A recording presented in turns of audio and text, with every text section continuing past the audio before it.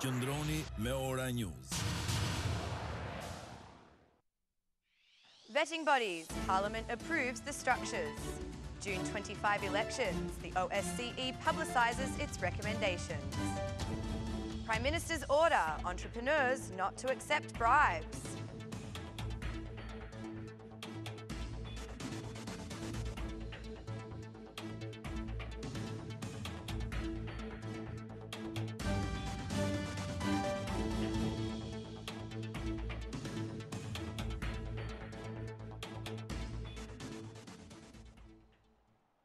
Good evening. It's 6 o'clock on Friday, the 29th of September 2017. Welcome and thank you for joining us tonight for the English edition of Ora News, bringing you the day's national top stories translated into English 6 days a week.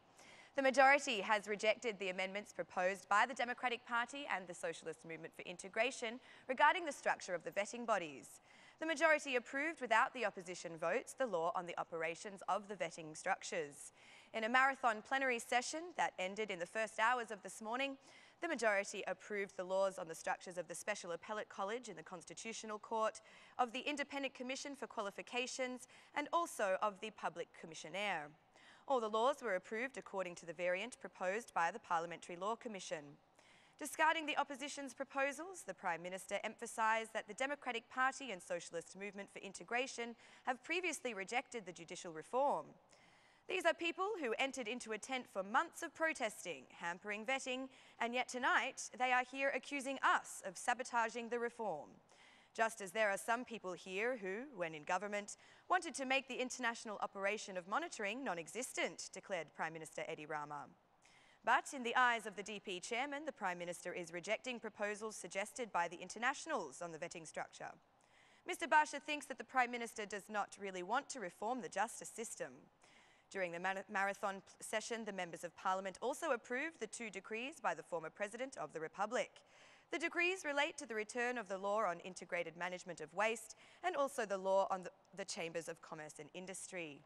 The majority members abstained from the vote, but the former President's decrees received the votes required for approval from the Democratic Party and the Socialist Movement for Integration.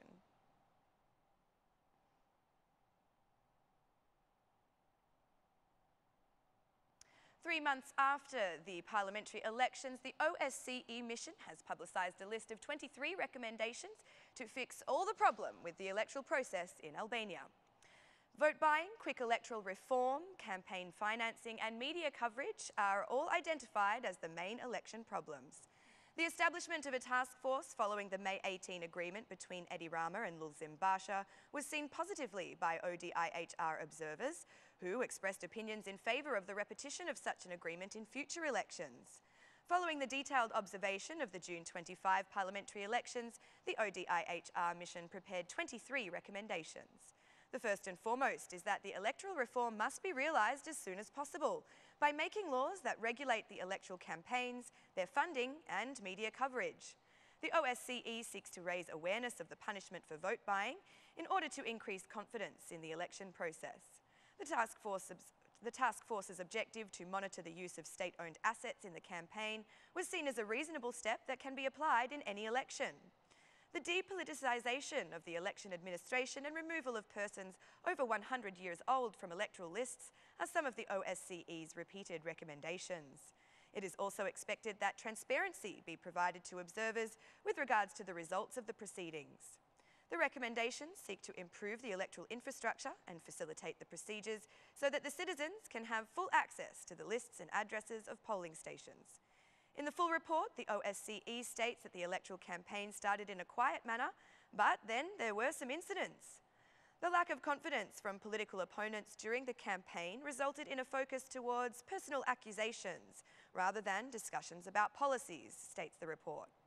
As far as media coverage is concerned, the ODIHR seeks the removal of the article which forces televisions to broadcast ready-made tapes of political parties in order to guarantee their editorial independence. The OSCE noted delays in the opening of polling stations in 63% of cases, while 2/3 of polling stations did not have appropriate facilities to allow the disabled to vote. The Socialist Movement for Integration MP, Braimllari, commented on the OSCE's report for elections.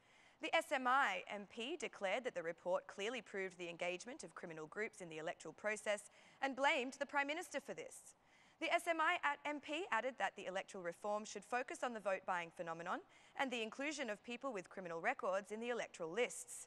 The report clearly proved that the free vote of Albanian people, as the core of democracy, has been seriously hit.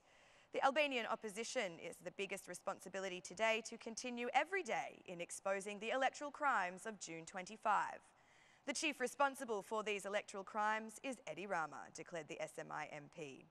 Continuing in the same vein, the MP elaborated further, stating, many OSCE ODIHR observers expressed their concerns that individuals with criminal precedents have played an important role in the electoral campaign, both as candidates and as supporters. A large number of violent incidents did occur during the campaign. It is clear to every Albanian that their votes were massively bought with money coming from drugs and organised crime. Police and criminals cooperated for the benefit of organised crime. The electoral reform, which is expected to commence soon, should first solve the vote-buying phenomenon and the removal of criminals from the lists, reiterated the Socialist Movement for Integration MP.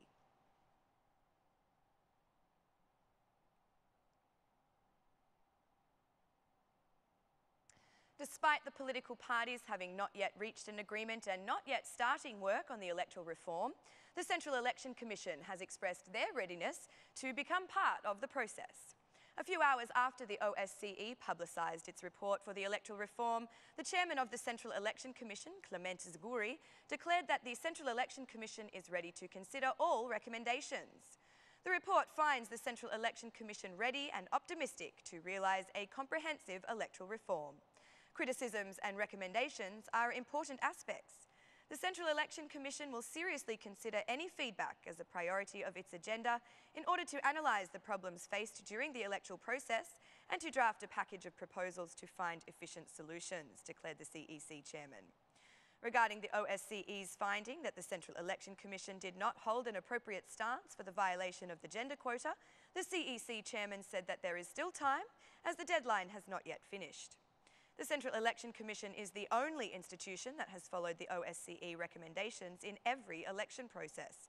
However, the OSCE has found some shortcomings, such as the failure to clarify legal objections regarding electoral advertisements on private television networks.